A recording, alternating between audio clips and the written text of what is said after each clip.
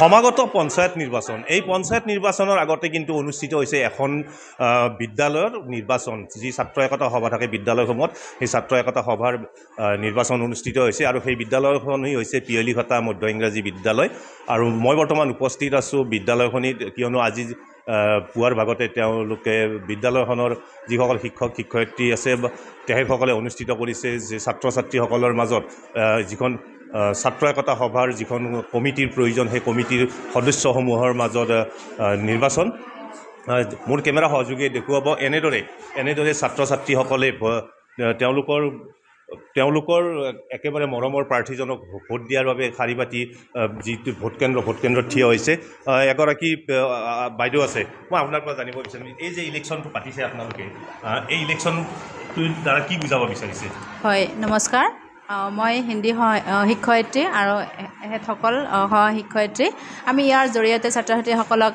নিৰ্বাচনী পদ্ধতিটো মানে ধাৰণা দিব বিচাৰিছোঁ তেওঁলোকে জানো ভোট মানে দিয়াৰ পদ্ধতিবিলাক মানে শিকি লয় মানে আমি কেনেকৈ ভোট দিওঁ সেইবিলাক মানে ধাৰণা হয় সেইটো কাৰণে দিয়া হৈছে যাতে ছাত্ৰ ছাত্ৰীবিলাকে শিকি লয় কি পদত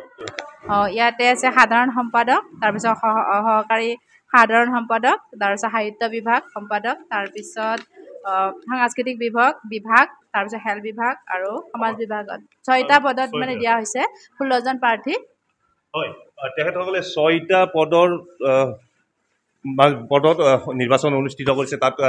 প্ৰতিদ্বন্দ্বিতা কৰিছে 16গৰাকীকৈ ছাত্ৰ ছাত্ৰীয়ে প্ৰধান শিক্ষকগৰাকী আছে মই তেখেতৰ পৰা জানিব বিচাৰিম যিহেতুকে আপুনি এই বিদ্যালয়খনৰ প্ৰধান শিক্ষক যি ছাত্ৰ ছাত্ৰীসকলৰ এই নিৰ্বাচন সম্পৰ্কীয় যি ধাৰণা তেওঁলোকে আয়ত্ত কৰিব পাৰিছে নাই হয় নিশ্চয় আমি পিয়লিঘাটা মধ্য ইংৰাজী বিদ্যালয়ে ছাত্ৰ ছাত্ৰীসকলক পাঠ্যপুথিৰ জ্ঞানৰ লগতে আমাৰ বাহ্যিক আমাৰ জীৱন ধাৰণৰ কাৰণে যিখিনি আমাৰ সাধাৰণতে জ্ঞানৰ প্ৰয়োজন সেইখিনি দিয়াৰ বাবে চেষ্টা কৰি এইবাৰ ব্যতিক্ৰম আমি এটা কাৰ্যসূচী লৈছোঁ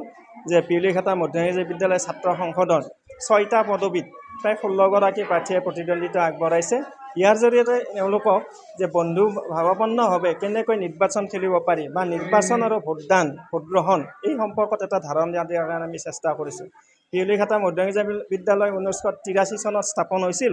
এই আমাৰ 42 বছৰীয়া ইতিহাসত এইটো আমাৰ প্ৰথম এটা পদক্ষেপ আৰু ইতিমধ্যে আজি এই পদক্ষেপত আমাৰ এই কাৰ্যসূচী শুভাৰম্ভ কৰি গ'ল আমাৰ বিশেষ শিক্ষাবিদে পৰেশ বস্ত্ৰাচাৰে তেখেতেও খুব আগ্ৰহ প্ৰকাশ কৰিছে কৰি তেখেতে কৈছে এইটো এটা খুব ডাঙৰ তাৰমানে এটা শিক্ষা বুলি কৈছে বাস্তৱৰ শিক্ষা গণতন্ত্ৰৰ যে এটা অংগ নিৰ্বাচন নিশ্চয় গণতান্ত্ৰিক যি এটা ব্যৱস্থা ইয়াৰ এটা ধাৰণা দিয়াৰ বাবে আমি চেষ্টা কৰিছোঁ আমাৰ মধ্য ইংৰাজী পৰ্যায়ৰহে শিক্ষানুষ্ঠান গতিকে তাত ছাত্ৰ ছাত্ৰীসকলে কেনেকৈ মানে গণতন্ত্ৰৰ মানে কেনেকৈ ভোটগ্ৰহণ বা ভোটদান কৰিব পাৰি এই কথাটো তেওঁলোকে খুব আগ্ৰহ প্ৰকাশ কৰিছে আৰু খুব বন্ধুত্বপূৰ্ণভাৱে তেওঁলোকে মানে এই নিৰ্বাচনত অংশগ্ৰহণ কৰিছে আনকি মানে একে পদবীৰ প্ৰাৰ্থীয়ে